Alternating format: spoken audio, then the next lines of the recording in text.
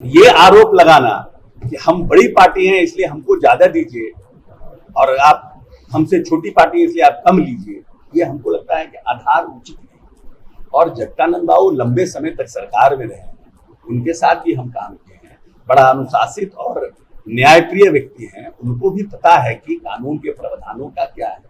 अब ऐसे कोई आरोप प्रत्यारोप लगाना तो एक अलग राजनीति अपनी जगह पर है, लेकिन जो प्रावधान है उस प्रावधान के तहत हम लोगों ने कोई, और हमारे नेता तो इन सब चीजों में बहुत उदारवादी है, उन सबको ये नहीं लगता है कि किस राजनीतिक दल का है क्या है, जो ड्यू है उन सबको मिलना चाहिए। अब उनके बगल की जमीन जो है आरजेडी के बगल के पटना हाईकोर्ट के पुल में है और वहां पर उन्होंने ऑलरेडी एक निर्णय करके भेजा हुआ है मल्टी स्टोरी बिल्डिंग बनाने के लिए, उसमें हम लोगों का क्या हमें रास्ता बनता नहीं है।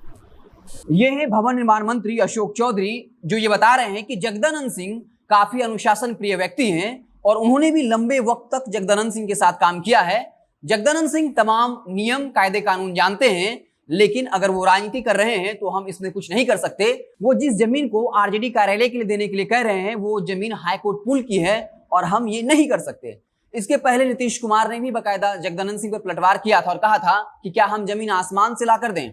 लेकिन अब आरजेडी के प्रदेश अध्यक्ष जगदानंद सिंह ने भवन निर्माण मंत्री अशोक चौधरी के साथ साथ नीतीश कुमार को भी कानून का पाठ पढ़ाया है। उन्हें बाकायदा मीडिया से बात करते हुए कहा कि एक्सचेंज ऑफ द लैंड नाम की कानून है और इसके जरिए अगर कोई आवश्यक यूजर हो तो उसे जमीन सरकार द्वारा दी जा सकती है और कोई भी विभाग जमीन का मालिक नहीं होता।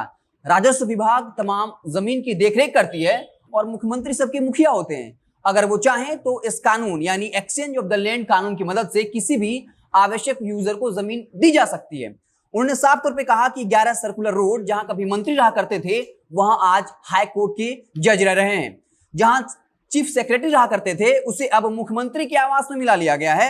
इसके अलावा उन्होंने साफ तौर पे कहा कि सरकार में कानून है कि नहीं कि खेती के जमीन पर एयरपोर्ट बनाया जाए और मुझे बताया जाए कि कैमूर के डिस्ट्रिक्ट जज कहां रहते हैं, सिंचाई विभाग के आईबी में। इसके साथ ही कई उदाहरण के जरिए जगदानंद सिंह ने सरकार पर पलटवार किया और कहा कि ऐसा लगता है कि भवन निर्माण मंत्री अशोक चौधरी कानून नहीं जानते हैं, उन्हें अच्छे से जानना चाहिए। तो एक वक्त जब अशोक चौधरी ने जगदानंद सिंह पर अटैक किया और कहा कि जगदानंद सिंह काफी अनुशासन प्रिय व्यक्ति हैं, लेकिन उनके सारे नियम कायदे कानून मालूम है लेकिन फिर भी राजनीति कर रहे हैं। इसके अलावा जगदानंद सिंह ने साफ तौर पे कहा कि हम ये नहीं कहते हैं कि हमसे अगर 20,000 रुपए का भाड़ा लिया जा रहा है और 3 गुना ज्यादा जमीन में जेडीयू का कार्यालय है तो उनसे 60,000 रुपया लिया जाए और साथ ही साथ उसी अनुपात में बीजेपी से भी भाड़ा लिया जाए। हम तो कह रहे हैं कि आप जेडीयू वाले भी 20,000 रुपए ही दें, लेकिन हम सिर्फ ये मांग कर रहे हैं कि हमें 14,000 वर्ग फीट जो अतिरिक्त जमीन है आरजेडी कार्यालय के उत्तर दिशा में सटी हुई जमीन वो हमें मुहैया करा दिया जाए, क्योंकि आरजेडी इस वक्त बिहार की सबसे बड़ी पार्टी है और हमें तमाम क्रियाकलापों को करने में दिक्कत हो रही है। इसलिए हम सिर्फ मांग कर रहे हैं कि वो जमीन हमें मुहैया करा दिया जाए और बाकायदा ये कानून है कि एक्सचेंज ऑफ द लैंड की मदद से ये काम किया जा सकता है। अगर जेडीयू ने अपने कार्यालय का विस्तार किया, 25 विधायकों के फ्लैट को तोड़वा दिया, मिलर स्कूल और जेडीयू कार्यालय के बीच में एक सड़क थी उसे भी बाकायदा हड़प लिया गया, उस पर अवैध कब्जा किया गया और उसे जेडीयू कार्यालय में शामिल करवा लिया गया, 2 मंजिला इमारत बनवा लिया गया, सरकारी संपत्ति की लूट हुई। हम इस पर सवाल खड़ा नहीं करते हैं, लेकिन जनता ये जानना चाहती है कि आखिर कितना पैसा खर्च हुआ। और आरजेडी जब बिहार की सबसे बड़ी पार्टी है, उसके उत्तर दिशा में 14,000 वर्ग फीट का जमीन है और अगर ये जमीन दे भी दी जाए फिर भी आरजेडी कार्यालय से जेडीयू कार्यालय दुगुना बड़ा होगा और वहीं बीजेपी कार्यालय 30% या 33% ज्यादा बड़ा होगा। अगर हमें वो जमीन दे दी जाती है तब, अगर नहीं दी जाती है तब आप समझ लीजिए कि जेडीयू और बीजेपी के मुकाबले में आरजेडी कार्यालय कितना छोटा है। और बाकायदा हमने महिला विंग में जो मीटिंग कक्ष होता है वो बनाया है, तमाम तरह की दिक्कतें हो रही है। तो इस तरीके से जगदानंद सिंह ने उन तमाम उदाहरणों को सामने रख दिया और भवन निर्माण मंत्री अशोक चौधरी को करारा जवाब दिया है। साथ ही साथ नीतीश कुमार जो काफी गर्म हो गए थे और जगदानंद सिंह के सवाल पे कहा था मीडिया से कि आप उन्हीं से जाकर पूछिए क्या हम आसमान से जमीन ला कर दें, और मीडिया से कहा कि आप लोग क्या बात करते हैं, हम लोगों ने तो कार्यालय दिया ही।